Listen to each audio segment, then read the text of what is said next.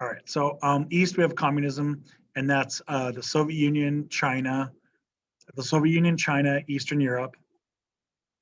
And then we're also going to end up with Vietnam and Cuba is the big one there.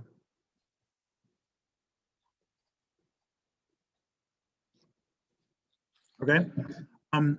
This time period, we call it a Cold War because the US and the USSR never actually get into a hot conflict, right? So we never get a war between the Soviet Union and the United States.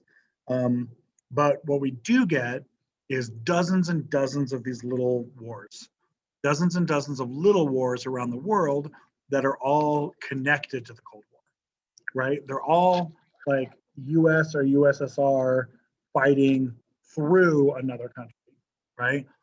So like we're fighting Vietnam, we're fighting the North Vietnamese who are using Soviet weapons and Chinese weapons, right? We're actually fighting the Vietnamese, but in reality we're kind of pseudo fighting the Soviet Union. And when the Soviet Union invades Afghanistan, they're in the same boat, right? Because they're fighting American weapons at the hands of all the Afghans, right? So that's why we call it a Cold War. All right, so B, let's introduce you to Truman. All right, so Truman's our president. He became president when FDR died. FDR died about a month and a half into his fourth term.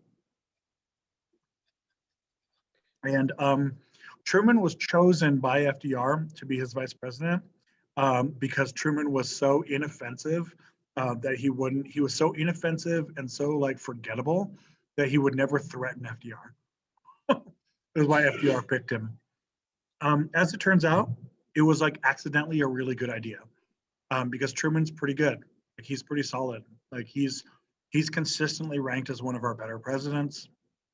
Consistently, he's almost always in the top 10 now. Almost always in the top 10. He's oftentimes in the top 5. So his entire presidency is consumed by the Cold War. And so he is in charge of rebuilding Europe. He's in charge of containing the USSR, like, hold communism back. He also brings us our, and this is in quotes here, return to normalcy is what he claims. Now, this is not normal, right? What was happening in the US before the war?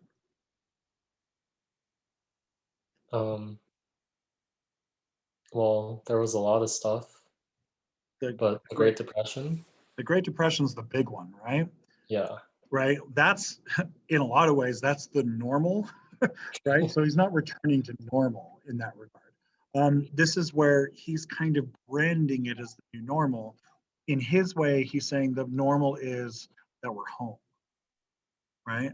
We're home. We're not fighting a war anymore. But let's make some notes here about this. Truman is going to be over the late 1940s and the 1950s is the largest period of economic growth in the United States history. This is what old people especially will like look back at this time like really fondly, and they'll say, oh, this was when America was great, right? When they say, let's make America great again, this is what they're talking about, right? And it's great in their mind, great because America was rich. Like we were super, super rich compared to the rest of the world. And we were something like 2/3 of the world economy in 1945, right? Let it sink in for a moment. 2/3 of the global economy, right? Today we're like 9% of the global economy, 8% or something, right? Is that because we suck more than we used to? No, what happened? Everyone else was recovered, I guess. Yeah. The only reason why we're 2/3 of the global economy is because Europe is a smoking crater, right? Europe is gone, basically. Europe is destroyed. Japan is destroyed, literally nuked, right? Like, right? China is destroyed. The Soviet Union just lost 24 million people, right? The only reason why we're why we're so big, it's, excuse me, is because we're the only country left standing, basically. So, geez, I got hiccups. Sorry. The other thing that stands out about Truman is Truman did try to fight racism. He issues Executive Order 9981, which forcibly integrates the military. So it integrates the military both in race and gender. He actually gender integrates the military as well. And he orders all of the services to allow women, and he orders all the services to allow Black race, any race, into any job.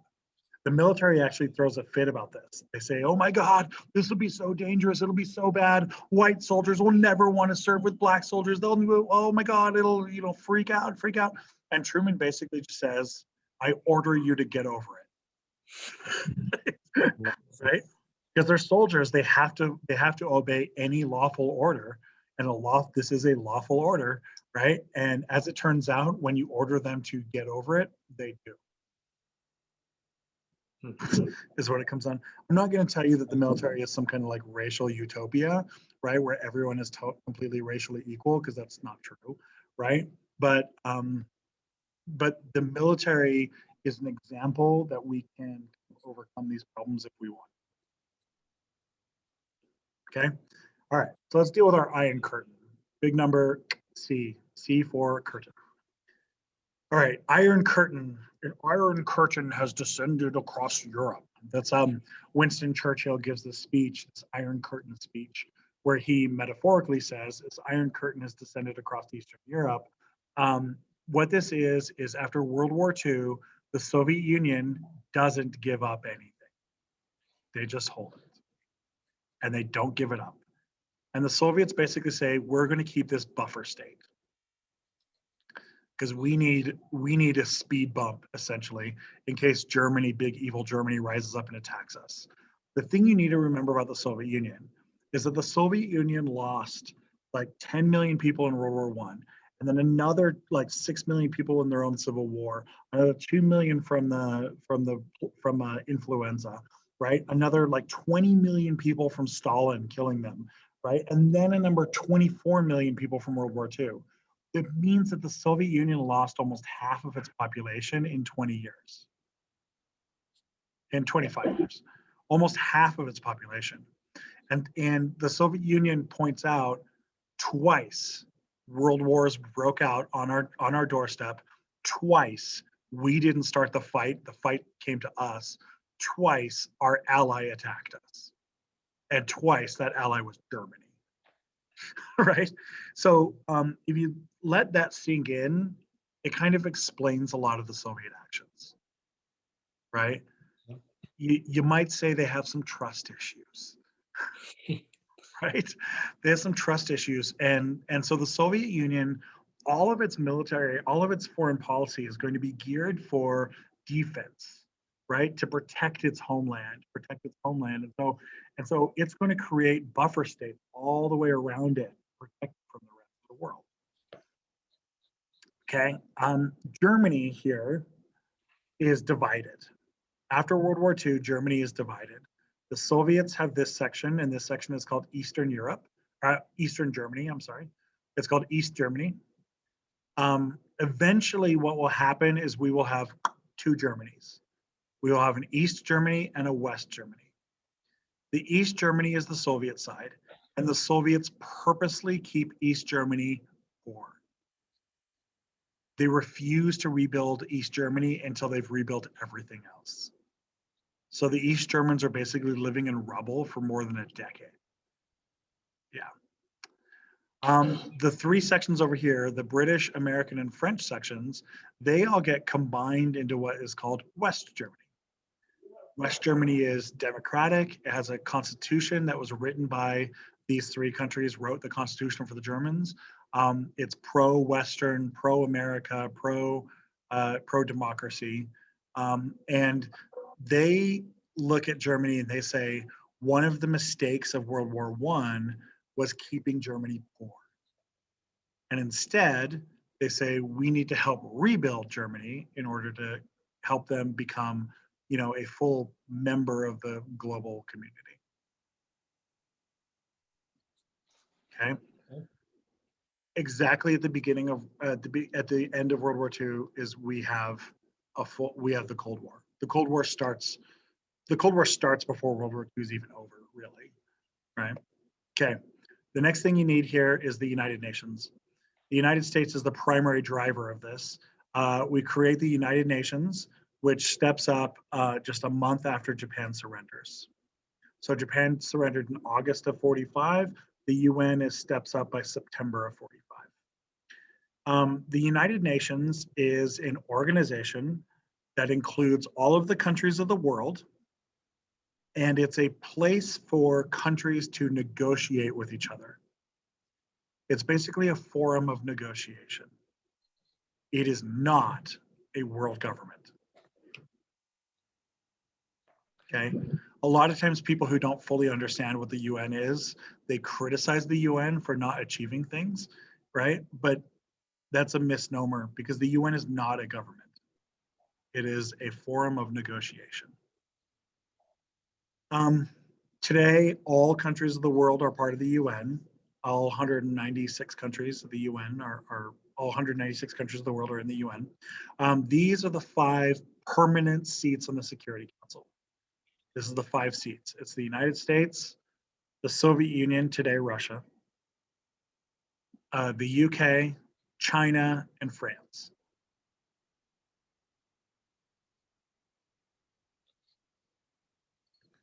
Okay. These 5 countries enjoy a couple of advantages. Number 1, they can never be kicked out. Okay. Number 2, they have a permanent veto power where they can veto anything.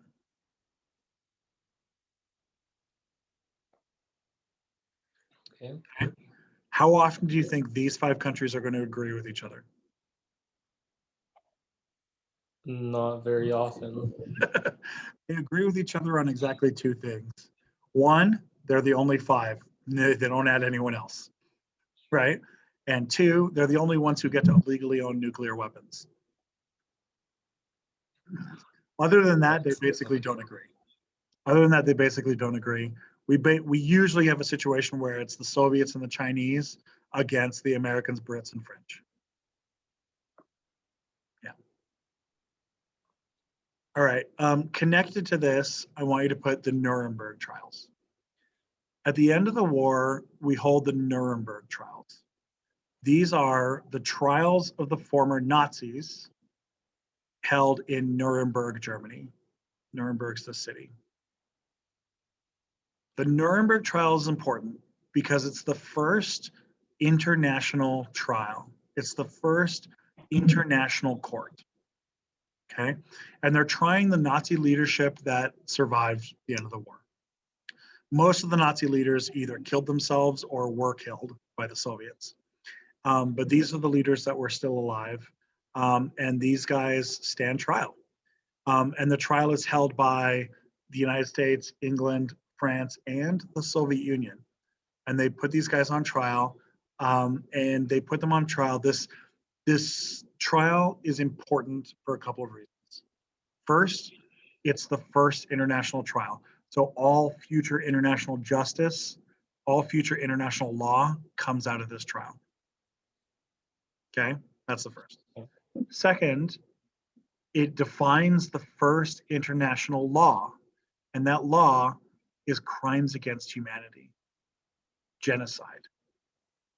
The first thing that they all agree that is illegal is genocide, crimes against humanity, right?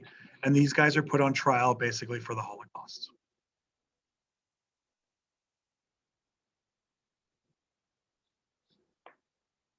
Okay. And that's where we left off with the class today. So this puts you totally in sync with the class. So I'm going to go ahead and stop the recording.